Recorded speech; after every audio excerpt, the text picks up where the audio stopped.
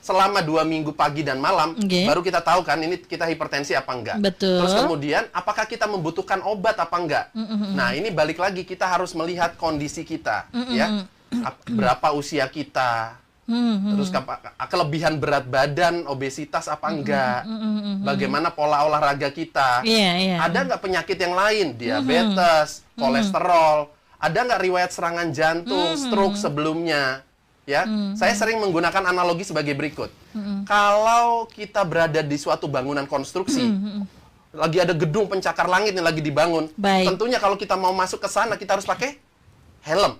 Betul ya, betul. Untuk melindungi agar kalau kejatuhan sesuatu kita tidak terjadi cedera yang berat.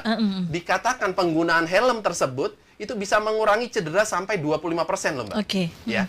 Terus kemudian kalau kita lagi tidur di kamar, kira-kira bisa nggak kita ketiban sesuatu di kepala kita? Mungkin atapnya runtuh, mungkin nggak? Masih mungkin sih. Mungkin aja kan? Masih mungkin. Mungkin aja. Lalu kenapa kita nggak pakai helm kalau lagi tidur? Nah, karena tidak nyaman mungkin, Dok.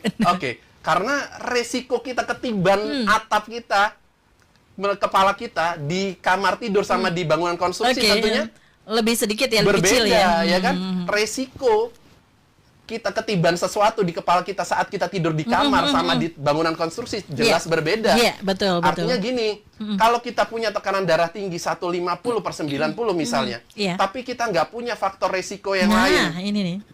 Kita langsing, kita tidak punya diabetes, nggak pernah kena serangan jantung, nggak pernah stroke, kita juga masih muda.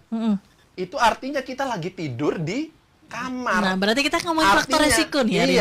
Artinya kita nggak perlu pakai helm. Artinya orang tersebut belum tentu memerlukan obat, ya. Jadi bagaimana?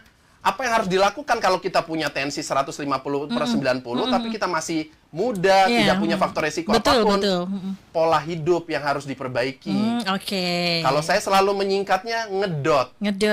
Apa itu ngedot? Ngedot itu diet, ya. Kita harus diet. Dietnya seperti apa nih, Dokter? Istilahnya diet yang digunakan kalau untuk pasien-pasien dengan tensi yang agak tinggi adalah DASH diet. Mungkin kalau mau googling gampang sekali, DASH. DASH ya. Dietary Approach to Stop Hypertension. Nanti di situ akan dijelaskan apa aja sih sebenarnya yang nggak boleh. Setelah diet adalah olahraga. Jangan lupa olahraga 30 menit sehari, kalau bisa setiap hari atau minimal 5 hari dalam seminggu. Jadi totalnya 150 menit. DOT tadi ya, ngedot. Betul. T-nya adalah tidur. Nah, ini tidur 6 sampai 8 jam sehari, tidur malam. Nah,